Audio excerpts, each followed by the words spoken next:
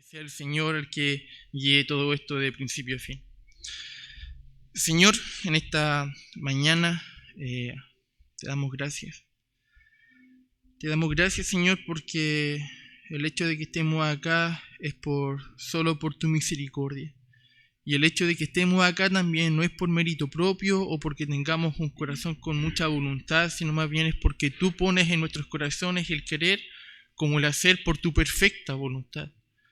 Señor, te damos gracias porque si estamos acá y si hemos avanzado, ha sido por tu misericordia, ha sido por tu gracia, y sabemos que así también será en lo que resta, Señor, de este servicio y lo que resta también de esta serie de estudios. Señor, te pido que seas poniendo gracia en mis labios, gracia en mis palabras, gracias, Señor, en mi vida, para que lo que diga yo en esta mañana sea guiado por tu amor, sea guiado, Señor, por tu Santo Espíritu, y así tu iglesia, Señor, pueda ser edificada a través, Señor, del conocimiento, para también poder después aplicarlo a través de la vida práctica. Señor, te alabamos y te glorificamos. Úsame para tu gloria y edifica tu iglesia para tu gloria. En el nombre de Cristo Jesús. Amén. Amén. Pues bien, como el pastor muy bien decía, hemos ya avanzado a lo largo de un par de domingos hacia atrás respecto a 5 libros ya. De hecho, obviamente, primero se habló un poco de la introducción a la Biblia, probablemente tal, la cantidad de libros, etc. Luego una introducción, probablemente tal, al Pentateuco, donde se habló de manera muy general, de manera muy rápida, algunos elementos generales de cada libro. Posterior a ello, se introdujo ya de manera muy particular en los libros propiamente tal del Pentateuco, lo cual lo fuimos viendo de manera en detalle, particularmente cada uno, aunque si bien se vieron de manera particular, se debe entender que el Pentateuco o esos 5 libros que ya hemos visto comprenden una única unidad literaria. O sea, como ya habíamos dicho hace un tiempo, si bien siempre se ve como Génesis, Éxodo, Levítico, Número y Deuteronomio por separado, en la mente del judío eso era simplemente un libro llamado la Torá, la Ley o el Pentateuco. Pues bien, visto eso ya en los domingos anteriores y el privilegio de haber estudiado ello, comienza hoy una nueva sección, por decirlo de alguna forma, pues entramos ya a lo que comúnmente nosotros conocemos como los libros históricos del Antiguo Testamento, los cuales son 12. Y el primero de ellos es, obviamente, Josué. Así que pueden ir a Josué, algunos pasajes vamos a ir viendo de ahí para ir aprendiendo respecto a este libro. Ahora, como ha sido la tónica, vamos a comenzar con el título de este libro. Bueno, el título obtenido para este libro versa o hace referencia a las hazañas que Josué hizo con el pueblo de Israel, o guiando o liderando al pueblo de Israel, o más bien explicado, más bien dicho, es las hazañas de Dios por medio de Josué. Por medio de Josué. Dios usó a Josué para realizar las hazañas y los milagros y toda obra portentosa que podemos leer en el libro. Por tanto, el título viene directamente de este hombre, que es el personaje principal. Ahora, en términos generales, Josué fue un discípulo de Moisés, obviamente. Usted puede ver eso a lo largo de Éxodo, Levítico y Números, más bien de Éxodo y Números. Usted puede encontrar que Josué fue un fiel discípulo de Moisés, y este último, que fue Moisés, oró y encomendó también a Josué a ser su sucesor, a lo que veremos más adelante. Ahora, un elemento interesante, un elemento importante es el significado del nombre de Josué. El nombre Josué en hebreo es Yoshua, que es el mismo nombre que adquiere Jesús en el Nuevo Testamento. Y el nombre significa Jehová salva o el Señor es salvación. Josué significa Jehová salva o el Señor es salvación. El mismo significado de Jesús en el Nuevo Testamento. El mismo significado de Jesús en el Nuevo Testamento. Por tanto, en términos simples, Josué, el título de Josué se adquiere del personaje principal, que es Josué, y su nombre significa Jehová salva o el Señor es salvación, a lo cual sería lo mismo que el nombre de Jesús en el Nuevo Testamento. Ahora, hablemos un poco del autor y la fecha de este libro. El autor y la fecha de este libro. Pues bien, si bien tiene como título este nombre como Josué, y eso haría pensar rápidamente, bueno, ¿qué complejidad habría aquí? Es Josué el autor, es Josué el autor. Es lo más probable, aunque dentro de los eruditos conservadores hay debate, hay discrepancia, hay pugna teológica, hay pugna histórica de saber si es realmente o no Josué el autor del libro. Ahora hay ciertos elementos que apuntan a que eventualmente o potencialmente haya sido Josué el autor, aunque no son tal vez los argumentos más fuertes, pero sí hay evidencia textual en el libro de Josué que podría eventualmente ser Josué quien escribió el capítulo, el libro completo. Por ejemplo, en el libro de Josué, en el capítulo 24, versículo 26, dice lo siguiente: y escribió Josué estas palabras en el libro de la ley de Dios. Si leemos esto, uno dice, ok, fue Josué. Fue Josué quien escribió el libro de Josué, en términos simples. Y esos elementos también, cuando lee Josué, puede ver elementos interesantes, como que el autor fue un testigo ocular de los acontecimientos ocurridos ahí, en aquella época.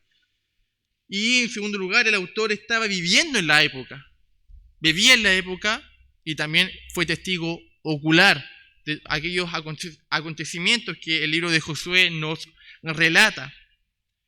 No obstante, en el capítulo 24, los versículos 29, 30 y 31, se relata, adivinen qué, la muerte de Josué. La muerte de Josué. Esto pasa básicamente igual que ocurrió en el libro de Deuteronomio. Como vimos la semana pasada, a través de nuestro hermano Benjamín, ocurría lo mismo. Moisés escribía, llega a los últimos capítulos y Moisés muere. ¿Quién escribió? Lo más probable es que Aarón, en ese caso. En este caso, obviamente, podemos decir que esa última parte no fue Josué quien escribió. Y por eso se genera este tipo de debate en donde se dice, bueno, Josué fue quien escribió parte del libro, o hasta tal capítulo, o hasta el capítulo 29, o hasta el capítulo 28, u otros dicen, no pudo haber sido Josué porque él no pudo haber escrito su muerte. Ahora, en conclusión, o en términos simples, se puede decir simplemente de que Josué escribió, al igual que Moisés, gran parte del libro, probablemente los primeros 28 capítulos del libro, y su muerte fue escrita por algún discípulo de Josué, o incluso tal vez algunos postulan que quien escribió la última sección de Josué fue el sacerdote Eleazar, quien fue, y veremos más adelante un poco, el reemplazo, el sucesor de Aarón, o incluso el hijo de Eleazar, que era Fines. Ahora, cualquiera sea el caso, obviamente quien escribió el libro de manera simple, así como todos los demás libros, fue Dios. Sin duda, para este estudio, para este día, tendremos no como verdad absoluta, pero sí creemos que fue Josué quien escribió el libro, por lo menos ese es el acuerdo que tiene la gran mayoría. Josué escribió la gran parte del libro y en la última parte algún discípulo o o Eleazar o Fines. Cualquiera sea el caso, es Josué el autor principal de esto. Ahora, ¿cuándo fue? ¿Cuándo fue redactada esta historia, este libro? Pues bien, las fechas que se datan para este libro es del año 1405 al 1385 a.C. Esa es la fecha aproximada que se le da a la escritura de este libro, del 1405 al 1385.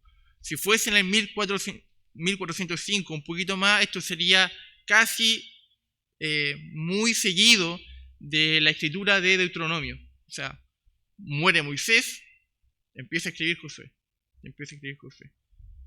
Entonces, en ese sentido, Josué fue escrito en esa fecha. Ahora, digamos con verdad de que Josué fue quien escribió este libro. Permítame mostrarle algunas cosas de este autor. Permítame mostrarle algunas cosas interesantes que tenía Josué y que son, creo, importantes poder tener presente y poder aprender de él también. Bueno, ¿qué podemos decir de Josué? Quien fue, y hemos dicho tal vez que este fue quien escribió el libro de manera concreta. ¿Qué podemos decir de él? ¿Quién fue Josué?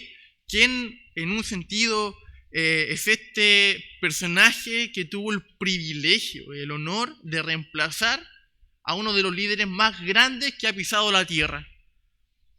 Pues bien, en primer lugar podemos decir que Josué fue obviamente un ayudante de Moisés, un discípulo de Moisés, quien en Éxodo 17 y 19, si quieren me pueden acompañar, vamos a ir a 6 textos para ver algo de Josué. Éxodo 17 y 19. Vamos a retroceder un poquito para ver la historia.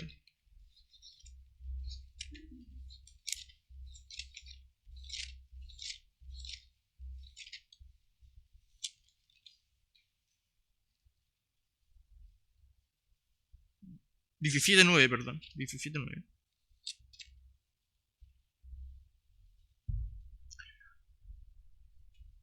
Dice, y dijo Moisés a Josué, escógenos varones, y sal a pelear contra Amalec. Mañana yo estaré sobre la cumbre del collado, y la vara de Dios en mi mano.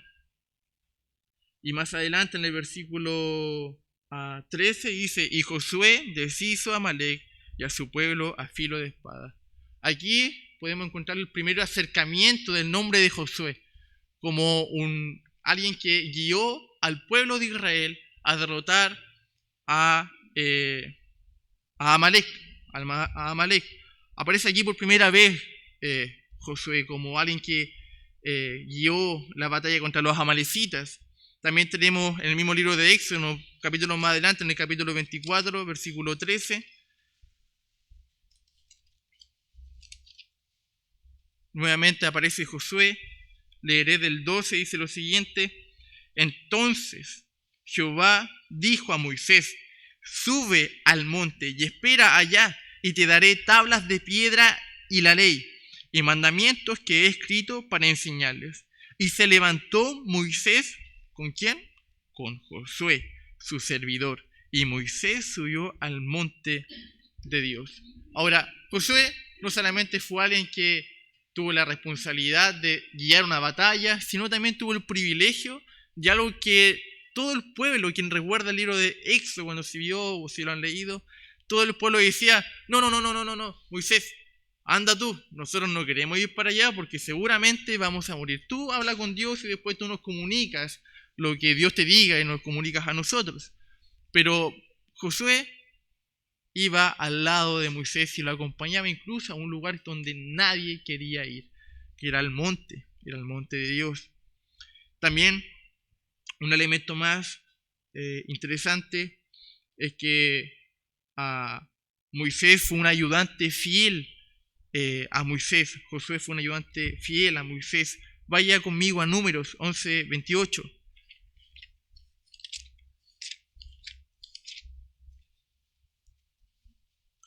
En Números 11:28 dice lo siguiente. Entonces respondió Josué, hijo de Nun, ayudante de Moisés, uno de sus jóvenes, y dijo, Señor mío, Moisés, impídelos. El hecho de que Josué aquí se nombran dos cosas interesantes de Josué. Uno, que era un ayudante de Moisés, era alguien que era fiel acompañante de Moisés para cualquier obra que Moisés necesitara, pero también su actitud de servicio, de humildad ante el liderazgo de Moisés es muy impresionante al momento de decirle, Señor mío, Señor mío, Señor mío. También otro elemento interesante que tal vez usted sabe, tal vez no, es que Josué antes no se llamaba Josué. Antes no se llamaba Josué. Mira, acompáñame al libro, al mismo número, capítulo 13.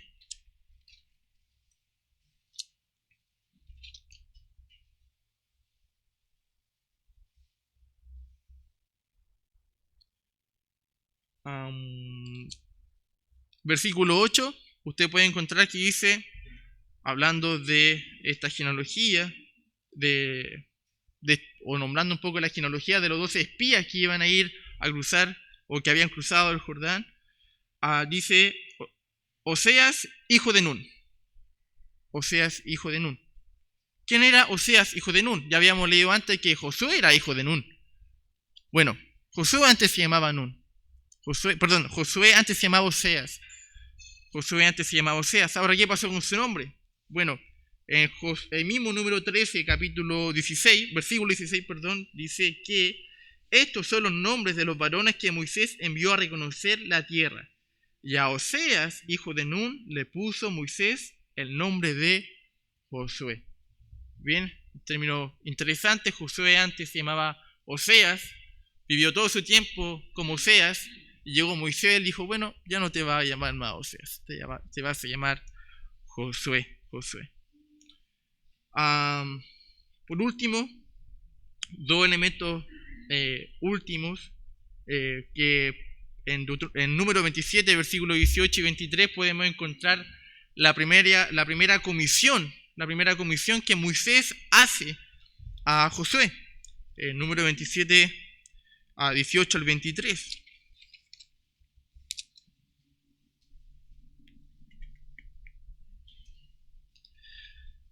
Número 27, del 18 al 23, dice, y Jehová dijo a Moisés, toma a Josué, hijo de Nun, varón en el cual hay espíritu, y pondrás tu mano sobre él, y lo pondrás delante del sacerdote Eleazar y delante de toda la congregación, y le darás el cargo en presencia de ellos, y pondrás de tu dignidad sobre él, para que toda la congregación de los hijos de Israel le obedezca.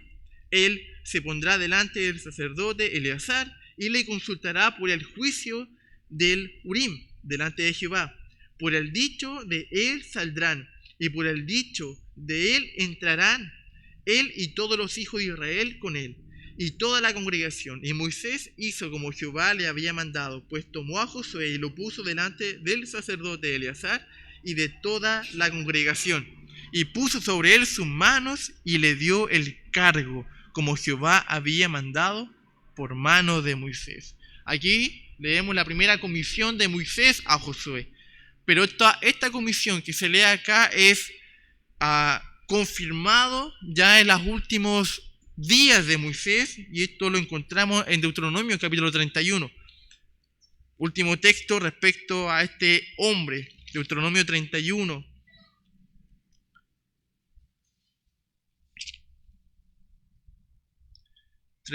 Versículo 23, dice,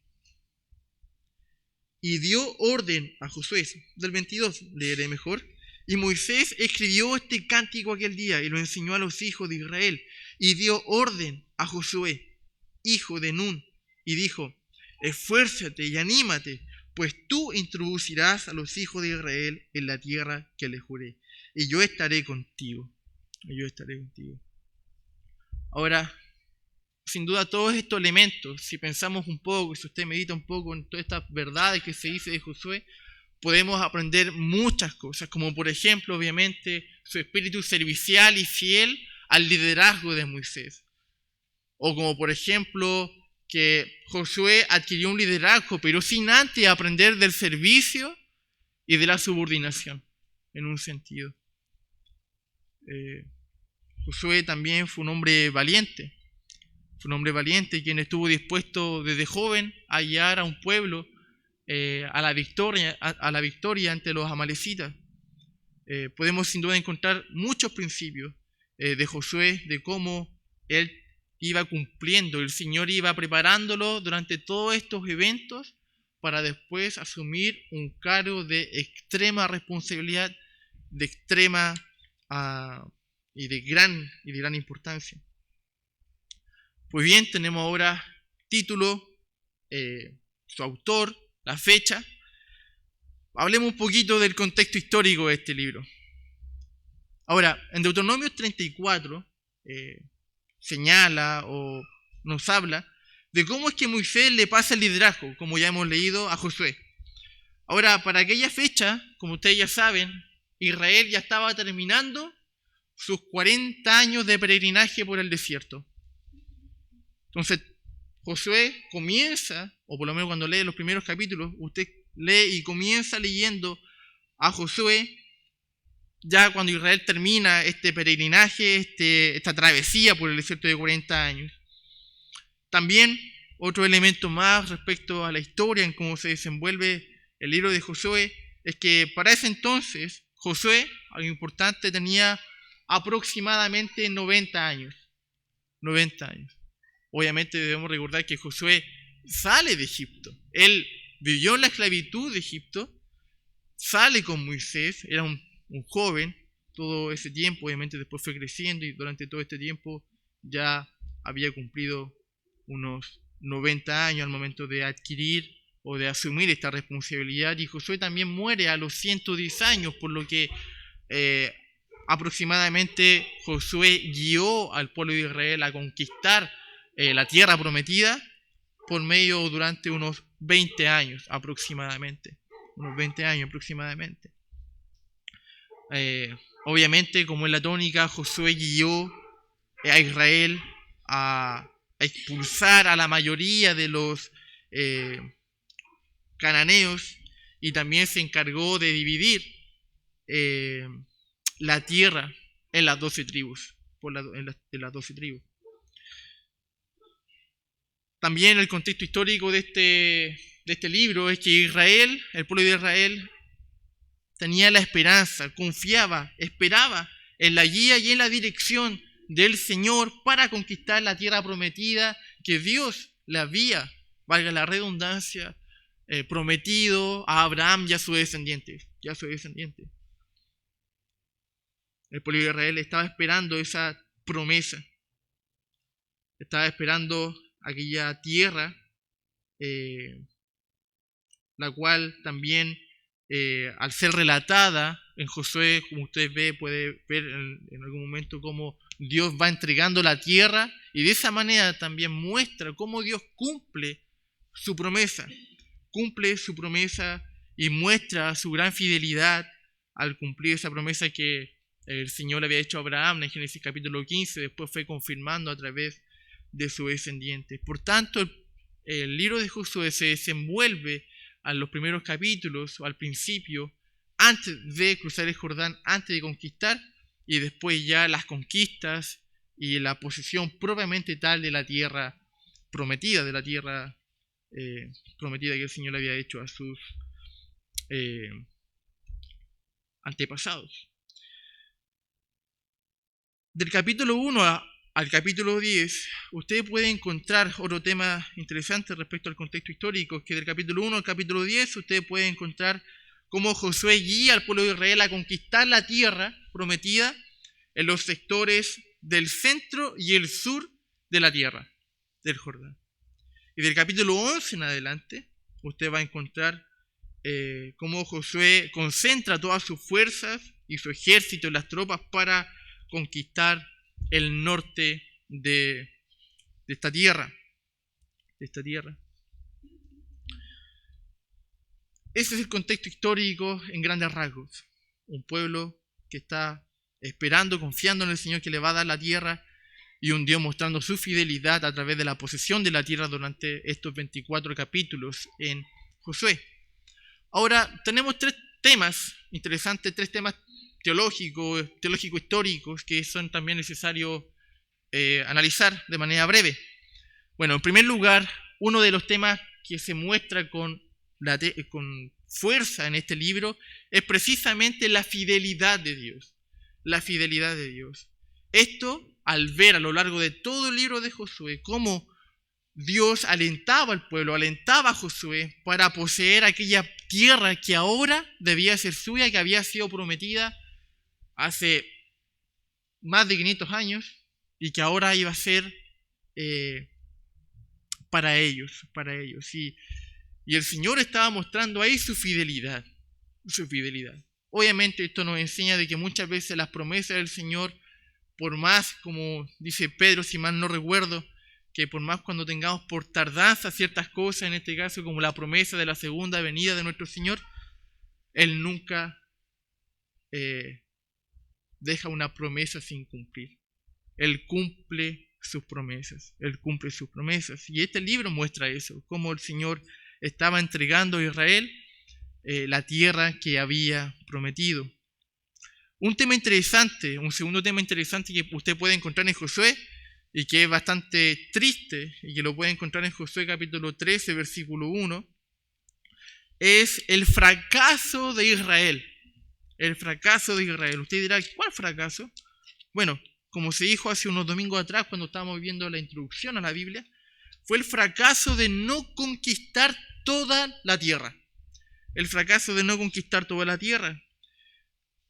De hecho, en el capítulo 13, versículo 1 dice lo siguiente: siendo Josué ya viejo, entrado en años, Jehová le dijo: tú eres ya viejo, de edad avanzada, y queda aún mucha tierra por poseer.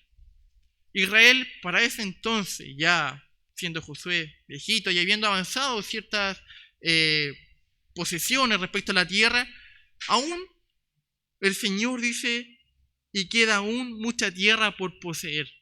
No dice, te queda un poquito, vamos, ánimo, un par de años más, un par de meses más, ya tienes todo. Te queda mucha tierra por poseer y tú eres ya viejo, no vas a alcanzar a hacer todo. Obviamente esto es una sombra de lo que después van a ver la próxima semana en Jueces, de las consecuencias graves que eso produjo en el pueblo de Israel. El hecho de que Israel no haya cumplido, haya fracasado en esta tarea de conquistar toda la tierra, trajo consecuencias terribles para el pueblo, tremendas para el pueblo, como por ejemplo, simplemente un pincelazo, que Israel se inclinara hacia los dioses que estaban en ese lugar, inclinándose obviamente a la idolatría. Entonces, un tema interesante a lo largo de Josué es ver cómo este pueblo empezó a fracasar en la conquista, empezaron a hacer ciertas negociaciones. Un tercer tema importante o interesante en el libro, y son los que se registran en los capítulos 13 y 22, es cómo Josué empieza a distribuir las tierras, pero también cómo distribuye a los levitas a través de 48 ciudades, para que la adoración al Señor pudiese ser llevado a cabo independientemente del lugar donde se encontrara.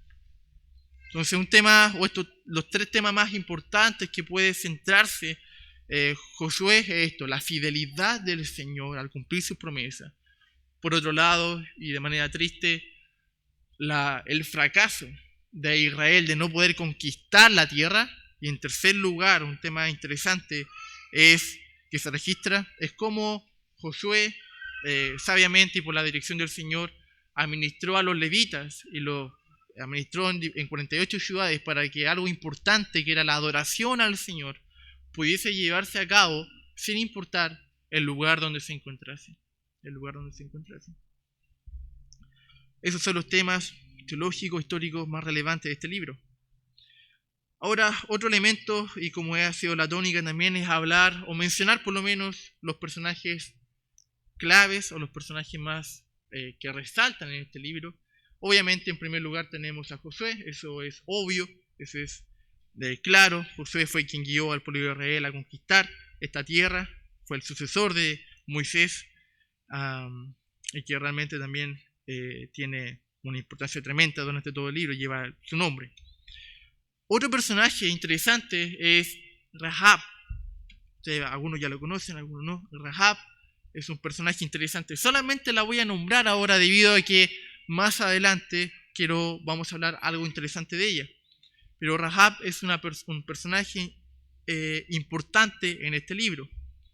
También otro personaje importante que se menciona en el libro es Acán, en Josué capítulo 7.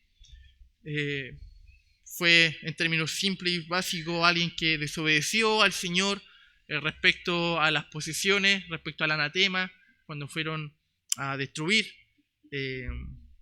Jericó, desobedeció al Señor. Obviamente después, por culpa de su pecado, perdieron una batalla contra Ai, y además después, a causa de eso, obviamente sufrió las consecuencias del juicio, muriendo apedreado. También hablaremos un poquito, un detalle respecto a esa historia. Y otro personaje importante es Eleazar. Tiene importancia Eleazar dentro del libro de Josué, debido a que no solamente Josué fue el sucesor de Moisés, sino que Eleazar fue el sucesor también de Aarón, que Aarón también fue quien murió a finales de Deuteronomio, y también se relata su muerte. Eleazar sucedió a Aarón, y también ayudó de manera muy muy importante a lo largo de todo el libro a Josué a poder llevar a cabo, a concretar esta conquista de esta tierra. Ellos son los nombres más relevantes: Josué, Rahab, Acán, Eleazar. Ahora, y por último, permítanme mostrarles algunos pasajes complejos, por decirlo de alguna forma. Algunos pasajes que pudieran, o elementos que pudieran hacernos pensar y complicarnos un poco la vida en cuanto a su lectura, en cuanto a la meditación. Y permítanme ayudarles respecto a algunas respuestas que creo que van a servir de ayuda al momento de que usted lea este libro o lo haya leído y haya quedado con estas dudas. Bueno, el primer tema interesante acá es que en el libro de Josué comienza un proceso que en un concepto y una palabra clave de exterminación, por decirlo de una manera cruda. Empieza el pueblo de Israel a destruir y a acabar con todos aquellos pueblos que vivían en Canaán, en aquella tierra. A destruir todos y a matar a todos: padres, esposas, niños, ganados, todo. Eso fue lo que en Deuteronomio 9:5, que vimos la semana pasada, fue mencionado, y que permítanme leerlo para ustedes, simplemente para refrescar su memoria. Dice: no por tu justicia ni por tu rectitud de tu corazón entras a poseer la tierra de ellos, sino por la impiedad de estas naciones Jehová tu Dios las arroja, las elimina de delante de ti. Y para confirmar la palabra de Jehová, la palabra que Jehová juró a tus padres Abraham, Isaac y Jacob. Lo que iba a pasar con estos pueblos es que el Señor lo iba a quitar, lo iba a eliminar de la faz de la tierra, y la tierra iba a ser para Israel. Ahora todo dice, ok, hasta ese momento no hay problema. El punto es, cuando empiezas a usar, piensas y dices, ok, en Éxodo 20 encontramos los 10 mandamientos, y Dios dice no matarás. Pero ahora Dios le dice, y pueden encontrarlo en Josué también, y empieza a decirle, vayan, exterminen todo. Maten a todos, maten a padres, maten a niños, maten a ganado, destruyan todo. El punto es ahora, ¿qué pasa? ¿Cómo es que podemos ahora conciliar el carácter amoroso del Señor, ese carácter de misericordia que se muestra, ese carácter bondadoso del Señor tierno, con alguien ahora que dice, destruyan, maten, y que en Éxodo 20 dijo literalmente, no matarás, pero ahora maten a todos, incluso a los niños, que algunos de ustedes podrían decir, ay, pero ¿por qué los niños? Si los niños no hicieron nada, ¿por qué? Incluso alguien podría decir, no, tal vez significa otra cosa, tal vez no era matarlos, tal vez era no sé, llevarlo a algún lugar nomás, pero ¿por qué no? Dios no es así, Dios es amor, Dios es amor. Ahora, ese es uno de los peligros que pudiésemos encontrarnos. Podemos tal vez ser tentados a incluso torcer un poco la Biblia para decir, bueno, Dios al final no es tan amoroso como pareciera ser que fuese. Parece un Dios duro, cruel, sanguinario. Ahora, permítame mostrarle cómo respondemos este asunto. Como leemos en Deuteronomio capítulo 9, versículo 5, estas naciones, dice que eran pecadores, en gran manera. Estaban llenos de iniquidad. Y el Señor, en su plan soberano, sabio, fuera de nuestras comprensiones respecto a su sabiduría, determinó usar al pueblo de Israel como un instrumento de juicio contra estas naciones. Dios escogió a Israel para usarlo y ser un instrumento de juicio para los demás pueblos que estaban llenos de iniquidad. Esa es la respuesta simple. Así como Dios usó en su tiempo fuego y azufre para destruir a Sodoma y Gomorra, como en su tiempo también usó plagas como señales de juicio para Egipto, como así el Señor puede usar catástrofe y un montón de elementos más como señal de juicio a una nación. Incluso el Señor puede llevar en su soberanía destruir a una nación abandonándolos en su pecado, como menciona Romanos capítulo 1. También el Señor, por lo menos en este caso, decidió usar al pueblo de Israel como un instrumento, como el medio para aplicar un juicio por el pecado de todas las naciones que estaban ahí. Por lo tanto, en términos simples, hay amor de parte del Señor. Incluso en ese juicio hay amor. Porque ustedes saben que entre mayor pecados, mayor juicios tienen en el futuro. Pero el hecho es que Dios no solamente es un Dios de amor y de gracia, sino también es un Dios de juicio. Es un Dios que condena el pecado. Y Dios usó al pueblo de Israel como un instrumento para aplicar ese juicio. ¿Pudo haberlo hecho de otra manera? Lo pudo haber hecho, pero Él decidió usar a Israel. Ese es el primer tema que pudiese ser un poco complejo de comprender. Un segundo elemento, un segundo pasaje o historia compleja a meditar, tal vez, es precisamente el pasaje o la historia de Rahab. Vaya conmigo al capítulo 2 de Josué.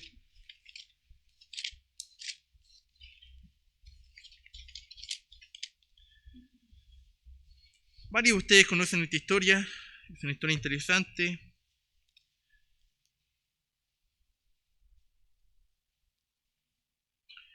Permítame leerle hasta el versículo 6.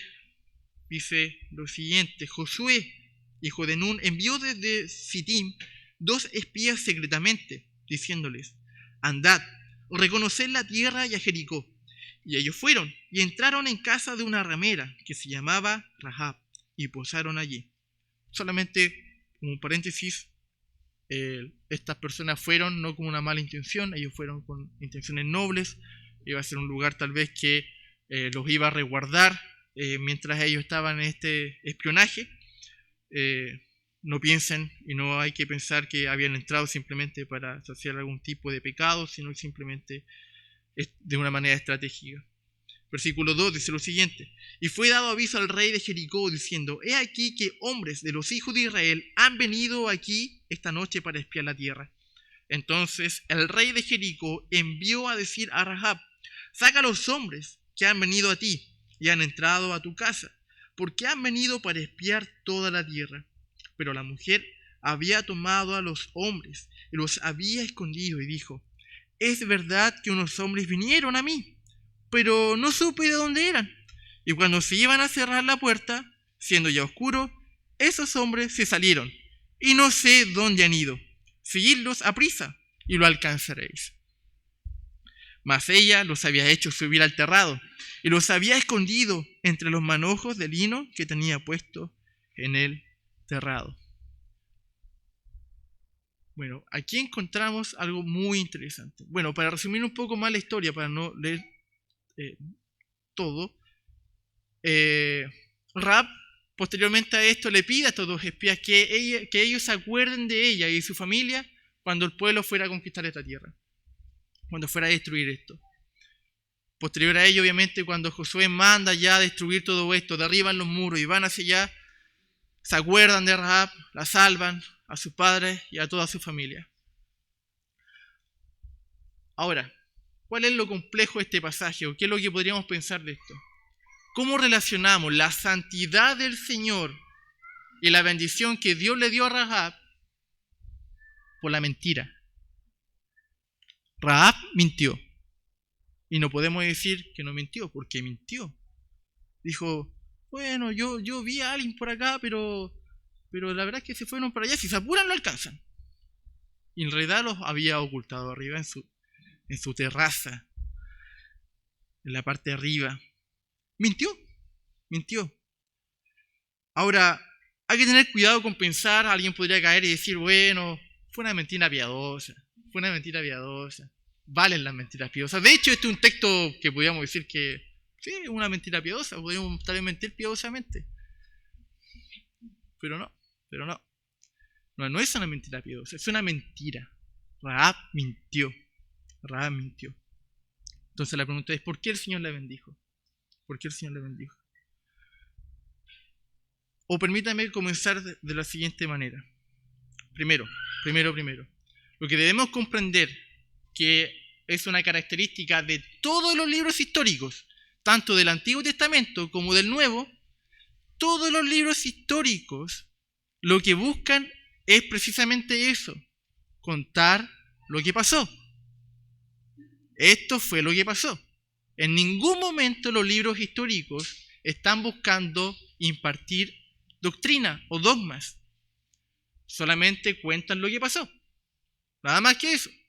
Con esto no está avalando la mentira, con esto no avala ninguna otra cosa, con esto no avala otros libros, por ejemplo, no está, por decirlo de alguna forma, por ejemplo, en el caso del Hechos, capítulo 6 y 7 más o menos, capítulo 5, donde relata la muerte de Ananías y Zafira, en donde dice que ellos mintieron y murieron.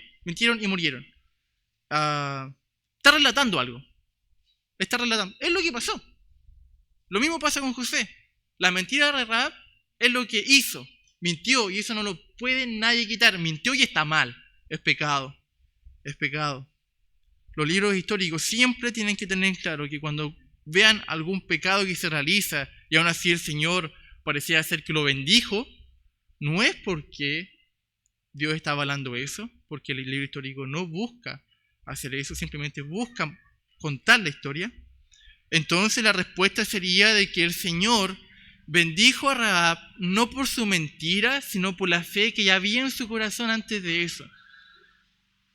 En el corazón de Rahab se puede pensar y meditar con facilidad de que su fe venía antes de esa mentira. ¿Y que el Señor la salvó por obras? No. ¿Por algún buen gesto? ¿Porque escondió a estos muchachos? ¿Lo escondió porque fue una manifestación de fe? Sí. La mentira fue pecado también.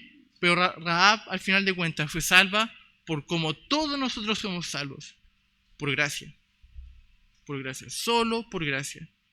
Por gracia y porque Rahab respondió a la fe, porque en algún momento ella dice, he escuchado de su Dios y queremos unirnos a su pueblo. Entonces, ese sería la respuesta simple.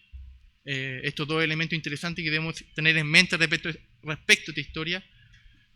Josué relata simplemente lo que pasó, pero la salvación de Rahab o la bendición que recibió Rahab de parte de Dios está simplemente, se remite simplemente a la gracia bondadosa y la misericordia del Señor. Eso podemos decir de ello. Ahora, un tercer elemento, otro tema importante tal vez a pensar es la historia de Acán, que es uno de los temas interesantes en el capítulo 7. Como ustedes saben, para resumir la historia, para no leer todo el capítulo obviamente, tiene a Israel que va a conquistar Jericó, derriba las murallas, derriban todo, pero este personaje, Acán, empieza y se guarda algunas cositas, les gustó, dijo esto me lo quedo, me lo llevo para mi casa. Obviamente después tuvieron que ir a luchar contra él y perdieron. Josué rasga sus vestiduras, se lamenta porque sabía que había un pecado en el pueblo de Israel. Y tenían que tomar una decisión. Y tenían que buscar al culpable, buscar al culpable. Y Josué pasa lo siguiente en el versículo 24 en adelante. Dice: entonces Josué y todo Israel con él tomaron a Acán, hijo de Zera, el dinero, el manto, el lingote de oro, sus hijos, sus hijas, sus bueyes, sus asnos, sus ovejas, sus tiendas y todo cuanto tenía, y lo llevaron todo al valle de Acor. Y le dijo Josué: ¿por qué nos has turbado? Túrbete Jehová en este día. Y todos los israelitas los apedrearon y los quemaron después de apedrearlos, y levantaron sobre él un gran montón de piedras que permanece hasta hoy. Y Jehová se volvió del ardor de su ira, y por esto aquel lugar se llama el Valle de Acor hasta hoy. Tal vez la pregunta que podría surgir, tal vez no es tan complicado de responder, pero sí lo encontré interesante, es que ¿cuál es la razón? Sabiendo que quien fue el que pecó fue Acán. Fue Acán. Pero aún así murieron toda su familia, todo su ganado, y desaparecieron toda descendencia y todo rasgo, toda señal de esta familia. ¿Por qué también pagó la familia? ¿Por qué? Porque en términos simples también la familia fue conspiradora, fue partícipe de este pecado. No tal vez en el pecado de ir a quitar las cosas, ni quedarse con las cosas, pero sí de ocultar las cosas. Pero sí de ocultar las cosas en la tienda y de no encarar el pecado del líder, del jefe de esta familia. Por tanto, tanto Acán como la familia y todo su ganado corrieron la misma suerte. La misma suerte. Ahora, por último, algunos de ustedes me dirán: qué interesante todo esto. Pero queremos un elemento más, queremos al que es el más importante en todas las historias. ¿Dónde está Cristo? ¿Dónde está Cristo en el libro de Josué? ¿Dónde podemos encontrar a Cristo? ¿Dónde podemos deleitarnos en Él? Si bien, obviamente, y a lo largo de todo el Antiguo Testamento no encontramos expresiones explícitas de Cristo, como con el nombre de Cristo, sí encontramos lo que generalmente algunos conocen como las cristofanías, donde hay ciertas apariciones de Cristo. Y para ello, y es interesante lo que ocurre acá, en Josué capítulo 5, versículo 13 en adelante, se relata una historia, un hecho increíble, increíble. Dice lo siguiente: estando Josué cerca de Jericó, alzó sus ojos y vio un varón que estaba delante de él, el cual tenía una espada devainada en su mano. Y Josué, yendo hacia él, le dijo: ¿eres de los nuestros o de nuestros enemigos? Él respondió: no, mas como príncipe del ejército de Jehová he venido ahora. Entonces Josué, postrándose sobre su rostro en tierra, le adoró y le dijo: ¿qué dice mi señor a su siervo? Y el príncipe del ejército de Jehová respondió a Josué: quita el calzado de tus pies, porque el lugar donde estás es santo. Y Josué así lo hizo. Es un relato interesante porque pareciera que está como entre paréntesis. Ahora, lo interesante es que esto fue antes, justo antes de la conquista de Jericó. Imagínense, Josué, tal vez aún con ciertos temores, puede ser, no lo sabemos, pero podría eventualmente en su humanidad tener ciertos temores. Y aquí de repente alza sus ojos y ve a esta persona con una espada desvainada, y él dice: ¿eres un amigo o un enemigo? Y él le responde que él es el príncipe del ejército de Jehová. Él es el príncipe del ejército de Jehová. Y Josué, al escuchar esto, no dudó ningún minuto. ¿Qué hizo? Se postra ante él. Se postra ante él. Dice: ¿qué quieres que haga? Esto me recuerda a Pablo. Es como: ¿qué quieres que haga? ¿Qué quieres que haga? ¿Qué quieres que haga ahora? Y él simplemente le dice: quita el calzado de tus pies porque el lugar donde estás es santo. Esas palabras son de total ánimo para Josué. Ustedes me dirán por qué. Porque Josué, al escuchar esas palabras que le diga el príncipe de Jehová, de los ejércitos, el príncipe de los ejércitos de Jehová le diga eso, para Josué, wow, me está diciendo, o son las mismas palabras que Moisés recibió antes en la zarza. Eso significa que así como Dios estuvo con Moisés durante todo este peregrinaje, el Señor estará conmigo también en toda esta conquista. Entonces es el príncipe del ejército de Jehová diciéndole al comandante del ejército de Israel que iba a estar con él, así como estuvo con Moisés. He aquí está Cristo. Ahí está la aparición de Cristo en Josué. Y obviamente también está Cristo de una manera muy implícita, muy velada,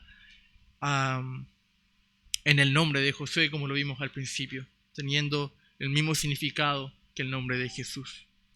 Por último, simplemente para tener un bosquejo muy simple para ustedes, Josué, usted puede dividirlo en dos partes, del capítulo 1 al capítulo 10. Usted tiene la conquista de la tierra prometida, y del capítulo 11 al capítulo 24 usted tiene la distribución ya de esta tierra que el pueblo había conquistado. Así que capítulo 1, capítulo 10, la conquista probablemente tal, del 11 al 24, la distribución de la tierra prometida. Pues bien, esto sería el libro de Josué. Que el Señor nos permita esto, a poder seguir estudiando las Escrituras, a poder adquirir conocimiento, no simplemente para saber, sino que también el Señor nos dé gracia y nos dé sabiduría para poder tener este conocimiento y poder aplicarlo a nuestra vida diaria. Simplemente tal vez como unas palabras de ánimo para ustedes, que así como el Señor le dijo a Moisés que él iba a estar con él en la dirección, en esta guía, en la liberación y en la guía por el desierto, y así como el Señor también dijo que iba a estar con Josué durante la conquista, así también el Señor nos dice hoy que a través de su palabra que estará conmigo, que estará con nosotros hasta el fin del mundo. Oremos. Señor, te damos gracias por este tiempo y por la oportunidad de estudiar un poco más de tu palabra. Sin duda hay muchas cosas que podríamos ver. Mi corazón anhela que esto sea el puntapié inicial para siempre ir aprendiendo un poco más de tu verdad, de cada uno de los libros, de cada uno de estos relatos, de estos libros, de esta revelación completa que tú nos has entregado, para aprender más de ti, para saber quién eres tú, para saber qué nos dice tu carácter, de tu carácter santo, de tu carácter justo. Señor, anima nuestros corazones a seguir aprendiendo, a seguir profundizando más y a que nuestros corazones se llenen de tu verdad. Oramos, Señor, en Cristo Jesús. Amén. Amén. Que el Señor les bendiga. Gracias.